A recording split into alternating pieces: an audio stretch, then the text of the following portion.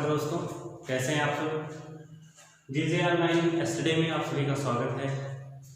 आज हम आपको बताने वाले हैं कक्षा 12 अध्याय 2 पुष्पी पादपों में लैंगिक जन्म का भाग 2। हमने इससे पहले आपको भाग 1 के बारे में बताया, जिसमें पुष्पों में लैंगिक भाव कौन सा होता है, किस तरीके से उसमें पुष्प के नर जनन अंग होते हैं, उन नर जनन अंगों के माध्यम से किस तरीके से परागकण का निर्माण होता है, परागकण के निर्माण की क्रिया विधि को बताई गई। उसके बाद आपको किस तरीके से परागकण जाकर के वर्तिका के ऊपर पड़ता है, ये सारी चीजें आपको बताई गई। उसी क्रम में अब हम आज आपको मादा जनन अंग के बारे में बताएंगे। इससे पहले हमने आपको नर जनन अंग के बारे में डिटेल में बताया कि नर जनन अंग में किस तरीके से परागकण का निर्माण होता है, यानी जिसे बीजाणु कहते हैं, लघु बीजाणु, ठीक है, जिसे माइक्रोस्पोर्स कहा जाता है। माइक्रोस्पोर्स का निर्माण किस तरीके से होता है, तो आज हम आपको बताएंगे मादा जनन तंत्र के बारे में कि किस तरीके से मादा जनन तंत्र में अंडाणुओं का निर्माण यानी एग सेल का निर्माण होता है। इस क्रिया को देखने के लिए सबसे पहले हम जानते हैं कि एक पुष्प के 3 भाग, जैसे मादा जनन अंग के 3 भाग, एक पुष्प के तो 4 भाग होते हैं, बाह्य दल, दल, उसके बाद पुंमंग और जायाम। जो पुंमंग होता है वो पुंकेसर यानी पुंकेसर पुंमंग की एक इकाई होती है। तो हमने आपको बताया पिछली क्लास में, पुंकेसर जो होता है पुंमंग की एक इकाई होती है जो नर जननांग कहलाती है, जहां पर परागकण का निर्माण होता है। उसी तरह से जायाम जो होता है वो मादा जनन अंग कहलाता है, ठीक है। अब मादा जनन अंग का जो अंग की जो एक इकाई होती है उसे स्त्री केसर कहते हैं। तो आज हम उसी के बारे में चर्चा करेंगे, एक स्त्री केसर के बारे में, ठीक। यानी जायाम की एक इकाई क्या होती है, स्त्री केसर होती है, या हम कह सकते हैं स्त्री केसर के समूह को क्या कहते हैं, जायाम कहा जाता है, ठीक। तो इसको हम याद कर सकते हैं, ठीक है, कि पुष्प की जो पुष्प का जो मादा जनन तंत्र है इसको याद रखेंगे। इसके सारे पार्ट्स महत्वपूर्ण हैं आपकी जानकारी के लिए। तो हम आज चर्चा करेंगे स्त्री केसर के बारे में। हमने यहाँ पर दिखाया छोटा सा डायग्राम, जिसमें जो है स्त्री केसर के 3 भाग या मादा जनन अंग जो कहे जाते हैं उसके 3 भाग, स्टिग्मा, स्टाइल और ओवरी, यानी वर्तिकाग्र, वर्तिका और अंडाशय होती है। और इसी अंडाशय में बीजांड पाया जाता है। क्या पाया जाता है, बीजांड होता है, जिसे हम क्या कहते हैं, ओव्यूल कहते हैं। और इसी बीजांड में अंड कोशिका का निर्माण होता है। तो आज हम इसी के बारे में चर्चा करेंगे, किस तरीके से अंड कोशिका का निर्माण बीजांड में होता है, यानी ओवरी के बीजांड में अंड कोशिका का निर्माण किस तरीके से होता है। आज हम इसी के बारे में चर्चा करेंगे। तो सबसे पहले हम यहाँ पर आपको इंट्रोड्यूस करवा देते हैं मादा जनन के अंग के सभी भागों के बारे में। जैसा कि बताया गया यहाँ पर, जो ओव्यूल होता है या जिसे बीजांड काय कहते हैं, ठीक है। बीजांड काय जो होता है वो बीजांड पाया जाता है, बीजांड होता है तब बीजांड काय होता है। अब बीजांड जो होता है वो 2 भागों से, 2 आवरणों से मिलकर के बना होता है। वो 2 आवरण कौन से होते हैं, एक बाह्य आवरण होता है, दूसरा अंतः आवरण होता है। बाह्य आवरण को आउटर इंटेगुमेंट कहा जाता है और अंतः आवरण को इनर इंटेगुमेंट कहते हैं। इतना समझ में आया। जैसे हमने बताया बीजांड 2 आवरणों से मिलकर के बना होता है। कौन कौन से, बाह्य आवरण यानी आउटर इंटेगुमेंट और दूसरा अंतः आवरण इनर इंटेगुमेंट। उसके बाद हम देखते हैं जो यह आवरण जहां क्या होता है, पूर्ण होता है, जहां अपूर्ण होता है, देख रहे हैं आवरण जो बना हुआ है, बाह्य आवरण, अंतः आवरण, यहाँ पर क्या हो जाता है, अपूर्ण, एक स्थान पर आकर के अपूर्ण हो जाता है। जहां पर यह अपूर्ण होता है उसे बीजांड द्वार कहते हैं। देख रहे हैं ना, यहाँ पर अपूर्ण हुआ और इसी को क्या कहा गया, बीजांड द्वार कहते हैं। लिखा गया ना इधर बीजांड द्वार, या इसे अंग्रेजी में माइक्रोपाइल कहते हैं। आगे समझ में, तो बाह्य आवरण और अंतः आवरण का जहां अंत होता है वहीं पर क्या पाया जाता है, बीजांड द्वार होता है। अब हम देखते हैं जिस संरचना के द्वारा बीजांड जुड़ा होता है, ठीक है, किसके द्वारा जुड़ा होता है, बीजांड वृंत के द्वारा, यानी जिस संरचना के द्वारा बीजांड जुड़ा होता है उसे क्या कहते हैं, बीजांड वृंत कहते हैं, यानी फ्यूनिकल कहा जाता है। तो हम यहां तक देखें, बीजांड द्वार जहां पर आवरण नहीं होता है, जहां पर आवरण खत्म हो जाता है उसे क्या कहते हैं, बीजांड वृंत कहा जाता है। लेकिन उसके आगे ये जो बीजांड वृंत होता है, यानी जिस भाग जहां जुड़ता है पूरा बीजांड जिस भाग से जुड़ा हुआ होता है उसे बीजांड वृंत कहते हैं। इतनी बात समझ भाई। फिर हम आगे चलते हैं, आपको बताते हैं बीजांड का जो पूरा भाग होता है वो बीजांड वह मृदुतक सेल का बना होता है। अब जैसे ये जो पूरा बीजांड है, पूरा जो बीजांड का भाग होता है ये किसके द्वारा बना होता है, इसको लिख सकते हैं बीजांड मृदुतक कोशिकाओं का बना होता है, ठीक है। अब जो बीजांड होता है किसका बना होता है, मृदुतक कोशिकाओं का, यानी पैरेन्काइमेटस सेल का, ठीक है। कौन सी कोशिका का, पैरेन्काइमेटस सेल, यानी बीजांड जो होता है पैरेन्काइमेटस सेल का बना होता है। इतना क्लियर हुआ। अब हम आगे देखते हैं इसके बारे में, बीजांड का जो मध्य भाग होता है वो क्या कहलाता है, बीजांड काय। मध्य भाग कौन सा है, यही है मध्य भाग। अब बीजांड का यह मध्य भाग क्या कहलाएगा, बीजांड काय, ठीक है। हम किसके बारे में देख रहे हैं, बीजांड का, इससे पूरा बीजांड हुआ। अब बीजांड का मध्य भाग क्या कहला रहा है, बीजांड काय कहलाता है। अब इसके अंदर भ्रूणकोश होता है, भ्रूणकोश देख रहे हैं ना, इसे कहते हैं एम्ब्रियोसाइट, भ्रूणकोश यही लिखा गया है। अब इसके अंदर यानी बीजांड काय के अंदर क्या पाया जाता है, भ्रूणकोश होता है, ठीक।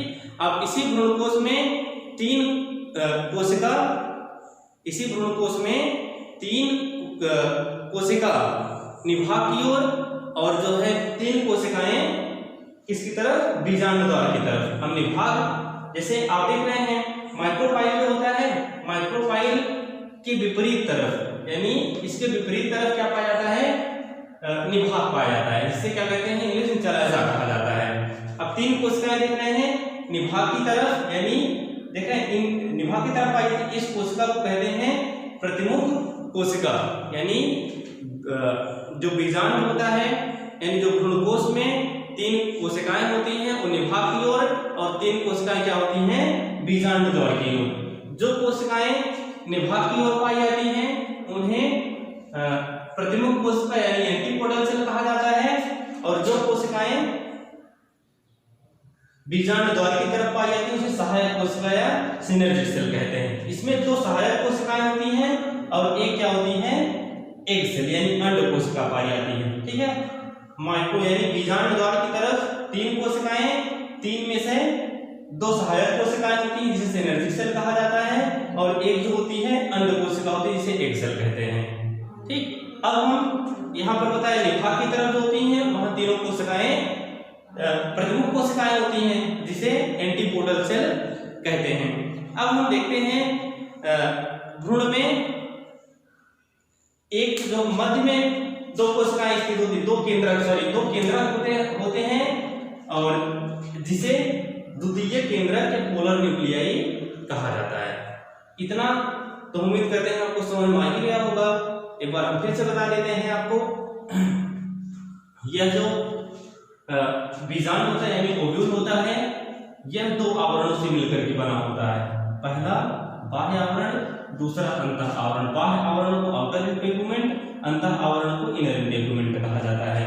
उसके बाद यहाँ पर यह आवरण जहाँ क्या हो जाता है, अपूर्ण हो जाता है। अपूर्ण में जाते जहाँ खत्म हो जाता है, रुक जाता है। जहाँ अपूर्ण हो जाता है उसे हम बीजांड द्वार कहते हैं। अब इसी बीजांड द्वार जिसे बताया गया जहाँ ये अपूर्ण हो जाती है उसे क्या कहते हैं, बीजांड द्वार कहते हैं। अब इसी बीजांड द्वार के विपरीत क्या पाई जाती हैं, इसी बीजांड द्वार के विपरीत में जो भाग स्थित होता है, ठीक।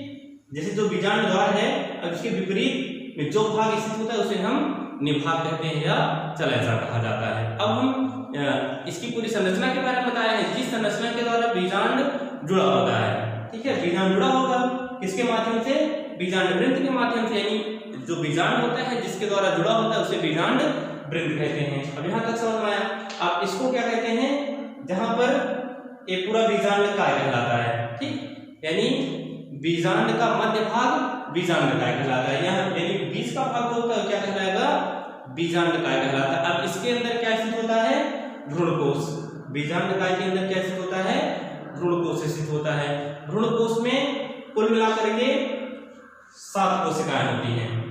3 3 6 1 7 कोशिकाएं पूछा जाता है। बहुत इंपॉर्टेंट क्वेश्चन है कि बीजांड में कुल कितनी कोशिकाएं होती हैं और कितने केंद्रक पाए जाते हैं। तो यहाँ पर आप बताएंगे बीजांड में बीजांड जो होता है 7 कोश की और 8 केंद्र की होता है। क्या बताएंगे? बीजांड 7 कोश की, 7 सेल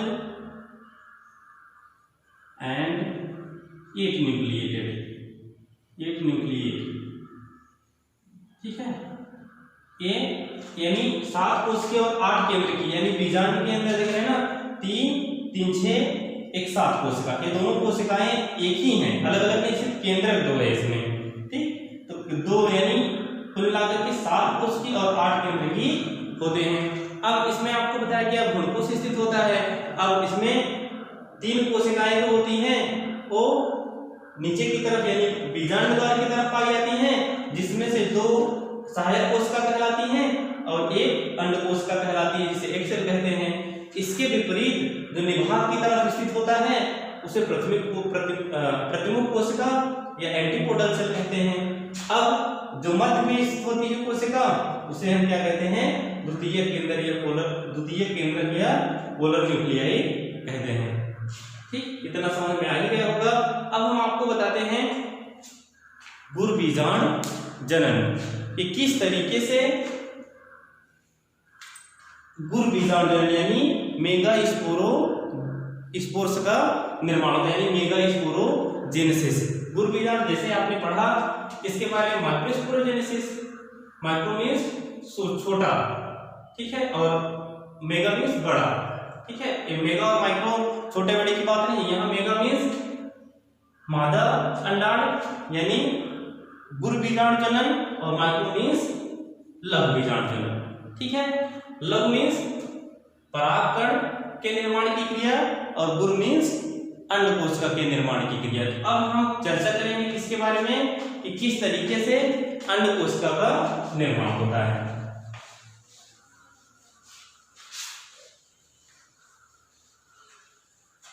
अब जैसा कि हमने देखा भी कि एक पूरा मादा जनन यानी स्त्री केसर के बारे में। ठीक है, जायांग जो होता है वह मादा जनन अंग या जायांग या हम कह सकते हैं स्त्री केसर के समूह को जायांग कहा जाता है। अब एक स्त्री केसर की विस्तृत संरचना। ठीक है, तो हम आपको बताते हैं कि मादा युग्मक, ठीक, मादा युग्मक या गुरबीजांड जनन किस तरीके से होता है। हेडिंग बना लेंगे मादा या नहीं सॉरी गुरबीजांड जनन, क्योंकि मादा युग्मक के निर्माण की क्रिया को ही गुरबीजांड जनन कहा जाता है। अब गुरबीजांड जनन किस तरीके से होता है उसको हम बताते हैं कि गुरबीजाणु का निर्माण ही क्या कहलाता है? गुरबीजांड जनन कहलाता है।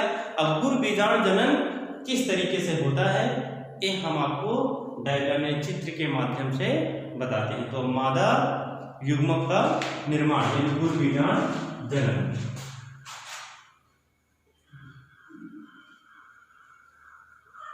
गुरबीजांड जनन, ठीक, जिसे मेगास्पोरोजेनेसिस कहते हैं।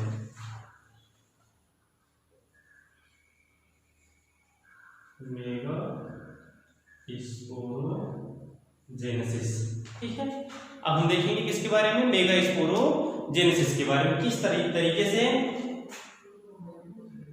गुरबीजाणु का निर्माण होता है। गुरबीजाणु के निर्माण को ही क्या कहते हैं? मेगास्पोरोजेनेसिस या गुरबीजांड जनन कहा जाता है। तो हम देखते हैं इसको जो है चित्र के साथ, तो हम इसी में बना दें मिटा करके, नहीं तो नया बना देते हैं। तो इस तरीके से लिख लेते हैं।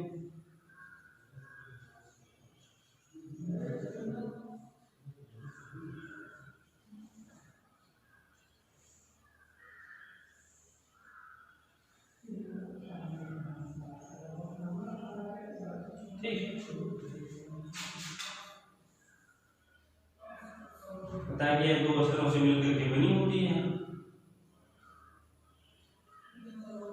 अब इसमें आपको बताइए कि किस तरीके से क्या क्या पाया जाता है। ये तो पहले का भाग रहा। अब हमको देखना है कि किस तरीके से इसका निर्माण होता है। इसका निर्माण होता है गुर बीजाणुओं का, यानी गुर बीजाणु जनन में हम गुर बीजाणु यानी मादा युग्मक के निर्माण की क्रिया को देखेंगे। तो सबसे पहले हम देखेंगे, अब इसको कहा गया, इससे पहले बताया गया कि जो ओव्यूल होता है यानी पूरा एम्ब्रियो है, एम्ब्रियो की जो संरचनाएं होती हैं ये बनी होती हैं दो आवरण से मिलकर के, बाह्य आवरण और अंत आवरण। इसका आपको बताया जा चुका है। अब हम आपको सीधा बताते हैं, इसको कहेंगे बीजांडकाय। ठीक है, बीजांडकाय, जिसे बीजांडकाय को अंग्रेजी में कहते हैं न्यूसेलस। क्या कहते हैं? न्यूसेलस कहा जाता है। ठीक है, न्यूसेलस कहते हैं बीजांडकाय। अब हम इसमें देखते हैं बीजांडकाय में एक अधोस्तरीय कोशिका का निर्माण होता है। क्या होता है? अधोस्तरीय कोशिका का निर्माण होता है। अब ये कोशिकाएं जो होती हैं विभाजित होकर के दो कोशिका का निर्माण पहले हम देखेंगे। इसमें जो है अधोस्तरीय कोशिका का निर्माण, तो पहले अब इसमें क्या बना, एक अधोस्तरीय कोशिका का निर्माण होता है। देख लेते हैं, फिर से विषय बताते हैं। अब यह जो अधोस्तरीय कोशिका होती है यह समसूत्री विभाजन के द्वारा विभाजित होकर के दो कोशिकाओं का निर्माण करती है। ठीक है, दो कोशिकाओं का निर्माण करती है। इसे हम कहते हैं अधोस्तरीय कोशिका। क्या कहते हैं? अधोस्तरीय कोशिका कहते हैं। अब यह अधोस्तरीय कोशिका समसूत्री विभाजन के द्वारा दो कोशिकाओं का निर्माण करती है। एक होता है बीजाणु जनन कोशिका,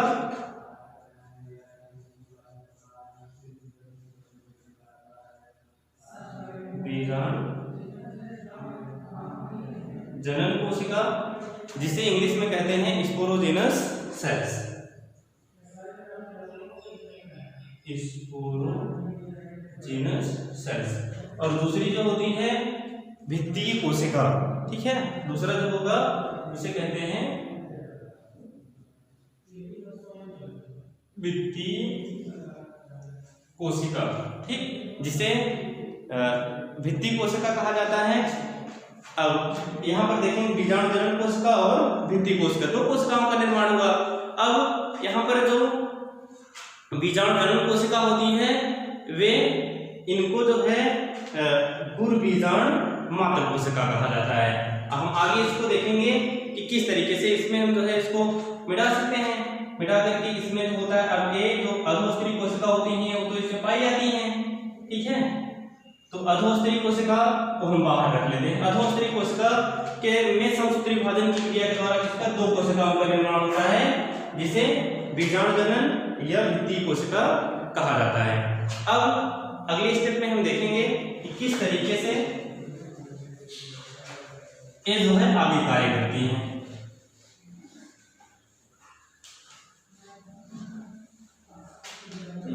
अगले स्टेप में इसमें जो बीजाणु जनन कोशिका होती है बिना विभाजित हुए किसका निर्माण करेगी? गुर बीजाणु मात्र कोशिका का निर्माण करती है। किसका निर्माण करेगी? गुर बीजाणु मात्र कोशिका। यही क्या है? एक ओव्यूल है। ठीक है,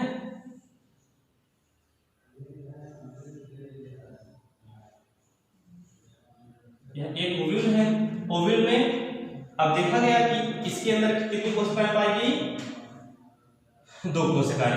एक जो होती है भित्तीय कोशिका होती है, भित्तीय कोशिका यहीं पर रहती है, इसका भी कोई कार्य नहीं है। उसके बाद यहाँ पर जो एक कोशिका बचती है गुर बीजाणु जनन कोशिका।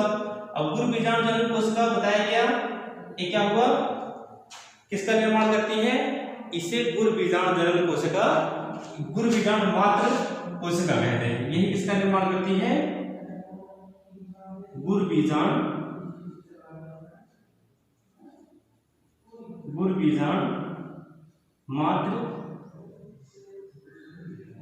मात्र कोशिका। ठीक है,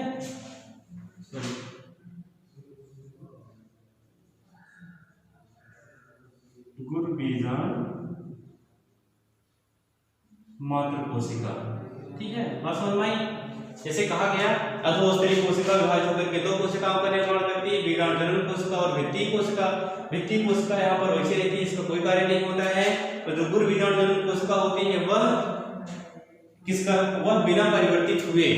ठीक है, एक बात और याद रखेंगे कि जो गुर बीजाणु जनन कोशिका होती है बिना परिवर्तित हुए किसका कार्य करती है? गुर बीजाणु मात्र कोशिका का कार्य करती है। अब यही गुर बीजाणु मात्र कोशिका अर्धसूत्रीय विभाजन की क्रिया के द्वारा किसका निर्माण करती है? 4 और कोशिकाओं का 3 और, यानी कुल मिलाकर कितनी हो जाएंगी? 4, यानी 4 कोशिकाओं का निर्माण करती है। ठीक, अब ये 4 कोशिकाएं, इन 4 कोशिकाओं में से क्या हो जाती हैं? 3 डीजनरेट हो जाती है, यानी 3 विलुप्त हो जाती हैं। ठीक, अब इसमें से 3 विलुप्त हो जाती हैं। अब तीनों विलुप्त होने के बाद, ठीक है, फिर एक जो कोशिका बचती है, ये अर्धसूत्रीय विभाजन यानी समसूत्रीय विभाजन की क्रिया के द्वारा 1 से 2 कोशिकाओं का निर्माण करती है। इंग्लिश में दिखाते हैं इसे।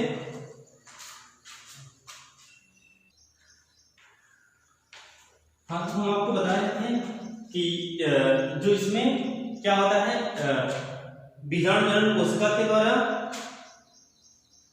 गुर बीजाणु मात्र कोशिका का निर्माण होता है। अब यही गुर बीजाणु मात्र कोशिका क्या करती है? अर्धसूत्रीय विभाजन की क्रिया द्वारा 4 कोशिकाओं का निर्माण करती है।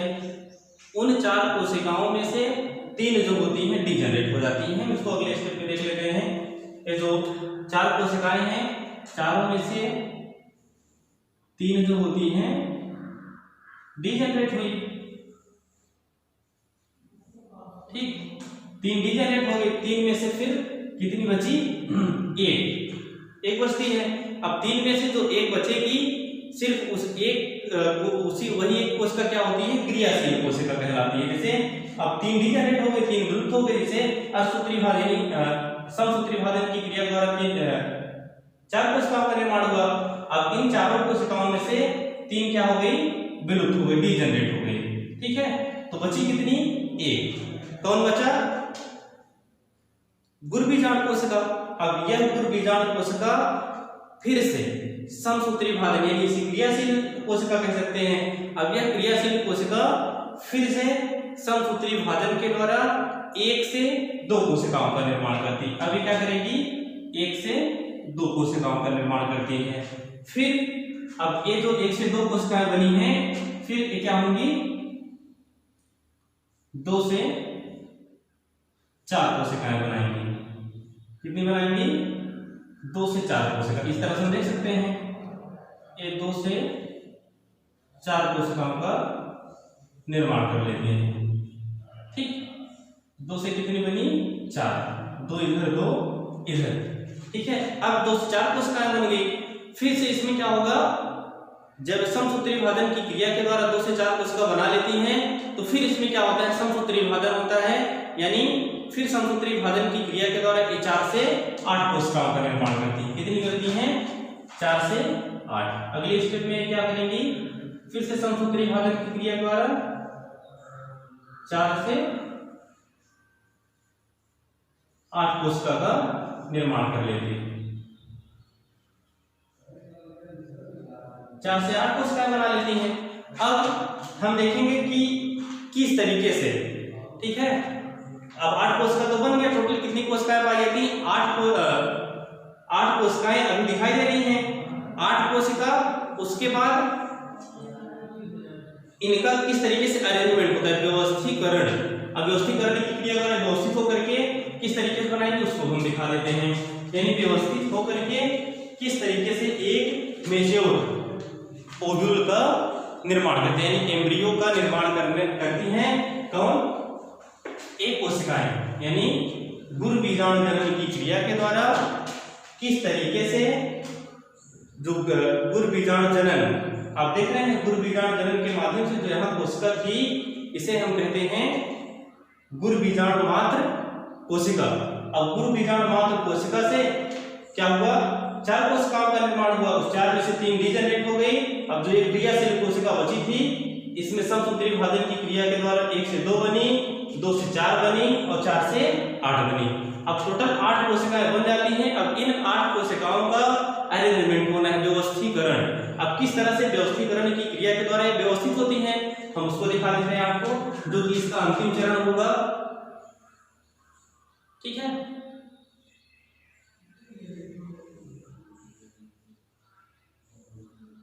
अब इस तरीके से एक ओवल की संरचना होती है। अब इसमें कुल कितने कोशिकाएं पाई जा रही हैं, 8 पाई जा रही हैं। अब इन 8 कोशिकाओं को हम व्यवस्थित करते हैं। किस तरीके से व्यवस्थित करते हैं, जिस तरीके से पाई जाती हैं, 3 ऊपर की तरफ और 3 नीचे की तरफ। ठीक है, कितना हो गया, 3 3 6 कोशिकाएं व्यवस्थित हुई। अब ऊपर वाली कोशिका को प्रतिमुख कोशिका एंटीपोडल सेल कहा जाता है। क्या कहते हैं इसे, प्रतिमुख कोशिका, ये इसे एंटीपोडल सेल कहते हैं। ठीक, और बची 3 कोशिकाएं नीचे की, जिसमें से 2 कोशिकाएं जो होती हैं एक कहलाती हैं सहायक कोशिकाएं। कौन सी कोशिकाएं, सहायक कोशिकाएं, जिसे सिनर्जिक सेल कहते हैं। सहायक कोशिका और जिसे कहते हैं सिनर्जिक सेल। उसके बाद एक यहां पर होती है जिसे कहते हैं अंड कोशिका या एग सेल।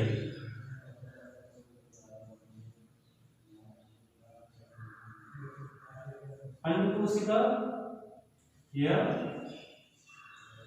Egg cell. अब इसमें से बची 2 कोशिकाएं मिलकर के एक कोशिका बना लेती है। ठीक, एक कोशिका बना लेती है जिसे कहते हैं द्वितीयक केंद्रक।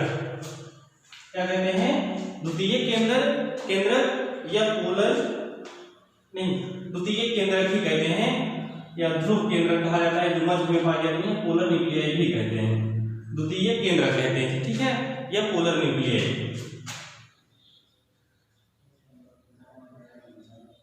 द्वितीय केंद्र या पोलर न्यूक्लियाई। ठीक है, द्वितीय केंद्र के पोलर न्यूक्लियाई का निर्माण होता है। अब इस तरीके से हम देख सकते हैं कि किस तरीके से एक पूरे अंडाशय यानी ओवरी का निर्माण होता है, यानी मादा जनन अंग का निर्माण होता है, जो निषेचन के लिए तैयार होती है। अब हम देखेंगे कि निषेचन की क्रिया के लिए क्या होंगे, जब ये पूरी तरह से तैयार होंगे, तत्पर होंगे, मेच्योर होंगे। इसमें आपको बताया गया कुल, इसको थोड़ा सा ध्यान देंगे। इसमें जो होता है ये 7 कोश की और 8 केंद्र की होते हैं। ओव्यूल जो होता है 7 केंद्र की, 7 कोश की 8 केंद्र की होते हैं। ठीक है, इस प्रकार एक परिपक्व बीजांड में आपको बताया गया ना, जैसे एक परिपक्व बीजांड है, इस परिपक्व बीजांड में 7 केंद्र और 8 कोशिकाएं पाई जाती हैं। सॉरी, 8 केंद्रक 7 कोशिकाएं, 2 3 2 5 3 8 केंद्रक और 7 कोशिकाएं पाई जाती हैं। अब ये पूरी तरह से जनन के लिए तत्पर हो जाती हैं। अब आपको दिखाया गया पहले फिगर, तो इस तरीके से क्या होगा, एक जब पूरी तरीके से भ्रूण बन जाएगा, अब इस पर परागकण आएंगे, परागकण पॉलन ट्यूब के माध्यम से ओव्यूल में पहुंचेंगे, ओव्यूल में पहुंच करके फर्टिलाइजेशन का कार्य होगा, जिससे युग्मनज बनेगा और युग्मनज क्या करेगा, नए बीज और नए फल का निर्माण करता है। ठीक है, लेकिन अब जो है ये आज का एक टॉपिक समाप्त होता है। अब हम आपको अगले टॉपिक में बताएंगे कि किस तरीके से परागण की क्रिया के द्वारा किस तरीके से परागकण वर्तिका पर आकर के बढ़ता है और परागण का कार्य होता है, यानी जनन का कार्य होता है, जिसमें अंड कोशिका के साथ परागकण जो होता है वो अंड कोशिका के साथ मिलकर के निषेचन की क्रिया को पूर्ण करता है, यानी जनन की क्रिया को पूर्ण करता है। इसको हम आपको अगले टॉपिक में बताएंगे। इसी तरीके से जिस तरीके से आपको बताया जा रहा है स्टेप बाय स्टेप पहले चैप्टर बताया गया, दूसरे चैप्टर का पहला भाग बताया गया, दूसरा भाग भी पूरा होगा, अब तीसरा भाग बताया जाएगा आपको। तो इसी तरीके से सारी वीडियो यानी जो सारी क्लासें हैं इनको क्रम वाइज पाने के लिए आप जो हमारे चैनल को सब्सक्राइब करें, बेल आइकन को दबाएं, जिससे जो वीडियो अपलोड की जाए सबसे पहले आप तक पहुंच सके। तब तक के लिए धन्यवाद, फिर अगली क्लास में मिलते हैं।